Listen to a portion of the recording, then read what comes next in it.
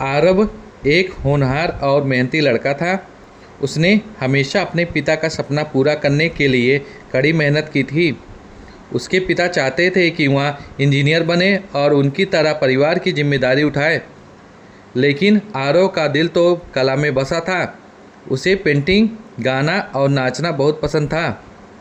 हर बार जब वह अपनी कला के बारे में बात करता, उसके पिता उसे समझाते, बेटा ये सब तो शौक़ के लिए ठीक है, लेकिन ज़िंदगी में एक अच्छा करियर ज़रूरी है। कला से पेट नहीं भरता। आरव उनके हर शब्द को मानता, लेकिन उसके मन में एक टीस सी रह जाती। समय बीता और आरव ने इंजीनियरिंग की पढ़ाई पूरी की, अच्छे नंबरों से डिग्री हासिल की, लेकिन उसका मन तो कहीं और ही बसा था। जब भी वह नौकरी पर जाता, उसे अपने सपनों की याद सताती।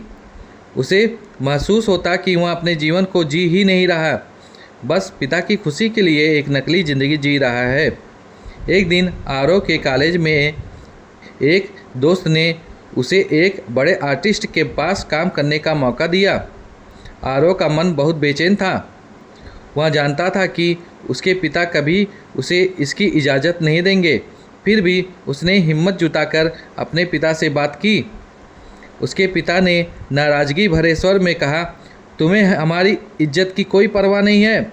मैंने तुम्हारे लिए इतनी मेहनत की और अब तुम इस बेकार के शौक़ के पीछे अपना करियर ख़राब करोगे। आरव को पिता के गुस्से से बहुत दुख हुआ, पर उसने फैसला किया कि वह एक बार अपने सपनों के पीछे ज़रूर जाएगा। वह शहर छोड़कर कला के क्षेत्र में काम करने के लिए चला गया। वहाँ उसे कई बार चुनौतियों का सामना करना पड़ा।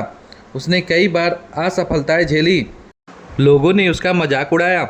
उसे कभी कभी अपनी ही पसंद पर शक होता, पर फिर अपने सपनों की तड़प उसे आगे बढ़ने का हौसला देती।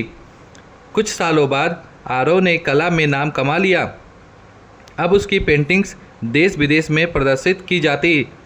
उसे अपने सपनों को सच करने की खुशी थी, पर उसके दिल में एक खालीपन था, अपने पिता की स्वीकृति का खालीपन। वह अपने पिता से बहुत प्यार करता था, पर उन्हें अपनी बात समझा नहीं पाया था। एक दिन उसे अपने पिता का संदेश मिला। पिता ने लिखा था, तुम्हारी पेंटिंग्स देखी, गर्व है तुम पर आरव। शायद तुम्हें समझने में मुझसे गलती हो गई। आरव की आंखें भर आई। उसे एहसास हुआ कि उसके पिता ने उसे माफ़ कर दिया है और अब वे उसके सपनों में उसका साथ देने को तैयार हैं।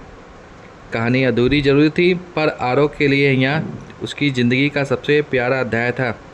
अगर कहानी पसंद आई हो तो लाइक, शेयर एंड सब्सक्राइब करें। धन्यवाद। जय हिंद।